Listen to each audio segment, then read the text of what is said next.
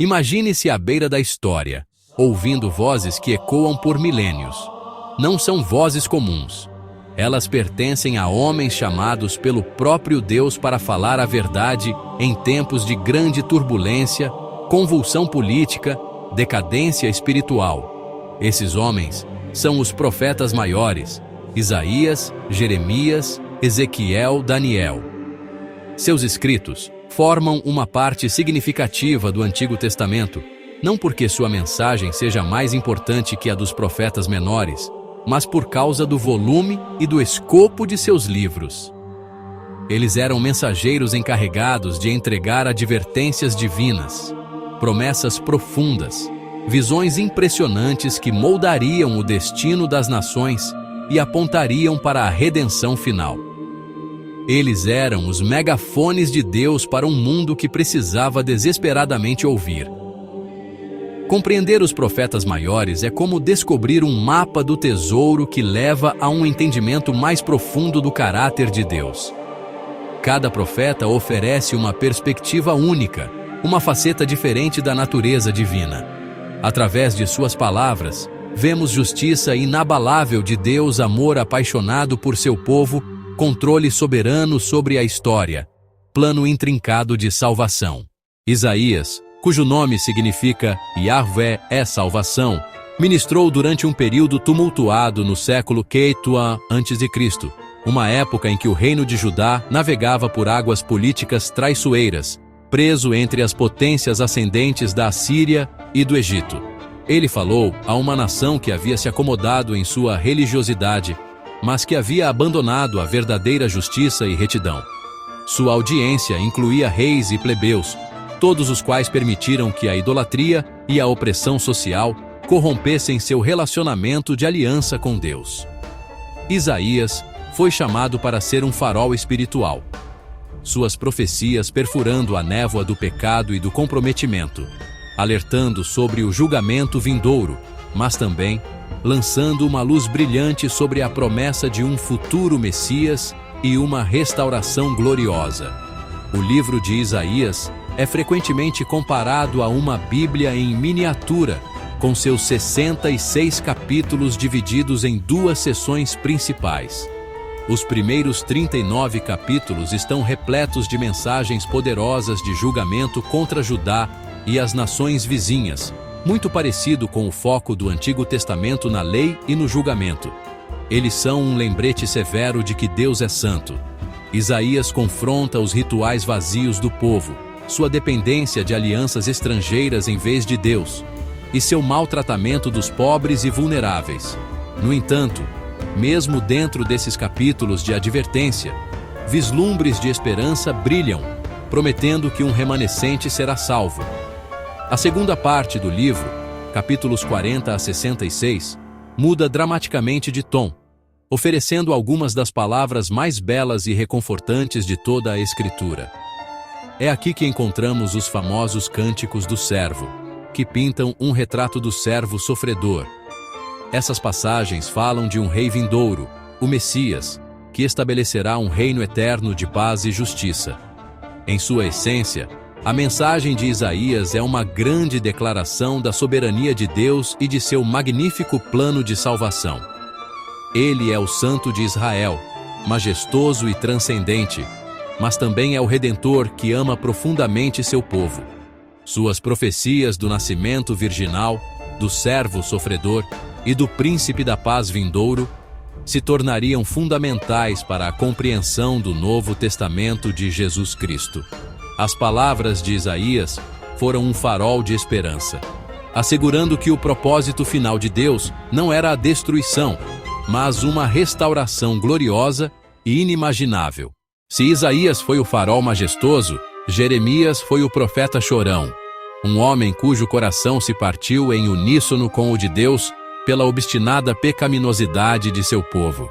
Seu ministério se estendeu pelos 40 anos finais do reino de Judá, um tempo desesperador que antecedeu e incluiu a catastrófica destruição de Jerusalém e do templo pelos babilônios em 586 a.C. Jeremias foi chamado para proclamar ruína iminente a um povo que se recusava a ouvir.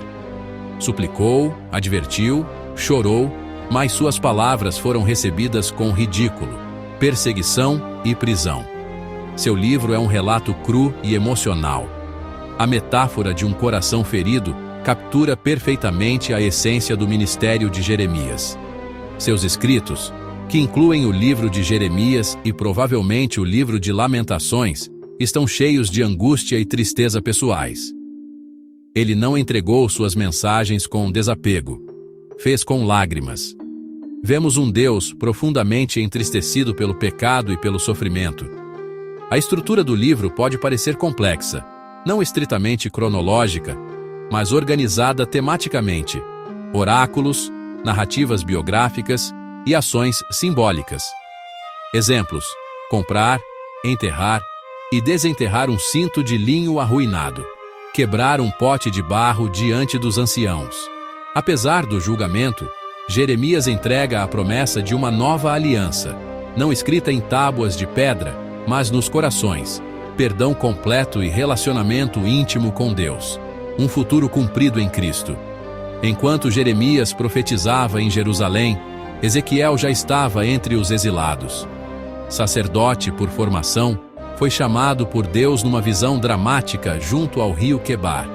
Seu contexto é o trauma do deslocamento, arrancados da terra, do templo e do senso de identidade. Confusos, desmoralizados, questionando a fidelidade de Deus. Deus enviou Ezequiel como um artista visionário, visões dramáticas, atos simbólicos e alegorias intrincadas para pintar a santidade, o julgamento e a restauração de Deus. Seu ministério começa com 4 seres viventes e rodas dentro de rodas sustentando o trono de Deus, mostrando que sua glória é móvel, soberana e presente até na Babilônia. Ele deita-se de lado por muitos dias, raspa a cabeça e espalha cabelos, peças performáticas para chocar o povo à realidade. Estrutura: Caps 1:24, Juízo sobre Judá. 25:32, Juízo sobre as nações. 33:48, Restauração e renovação. No capítulo 37, o Vale dos Ossos Secos. Ossos se juntam, ganham carne e fôlego.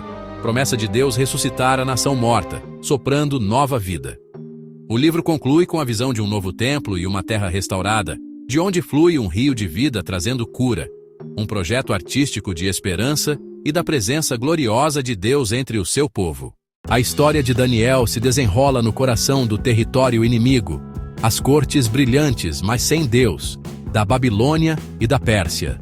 Um jovem nobre levado para o exílio, Daniel, com Sadraque, Mesaque e Abednego, foi escolhido para servir o rei babilônico. Seu livro é um testemunho de fidelidade inabalável em um ambiente pagão. Daniel é como uma lâmpada acesa em um palácio escuro, provando que o reino de Deus durará mais que todos os outros. Ele recusou a comida do rei, orou mesmo sob ameaça e foi lançado na cova dos leões, e Deus o livrou. Dotado para interpretar sonhos e visões, tornou-se conselheiro de Nabucodonosor, Belsazar e Dario, mostrando o Deus que revela o oculto. O livro tem 2 metades, Caps 1:6, narrativas, fornalha, escrita na parede, cova dos leões. Caps 7:12, visões apocalípticas, feras, carneiro, bode. Essas imagens predizem Babilônia, Medo-Pérsia, Grécia e Roma. Mas o clímax é sempre o mesmo, o triunfo do reino eterno de Deus, com o Filho do Homem recebendo domínio e glória.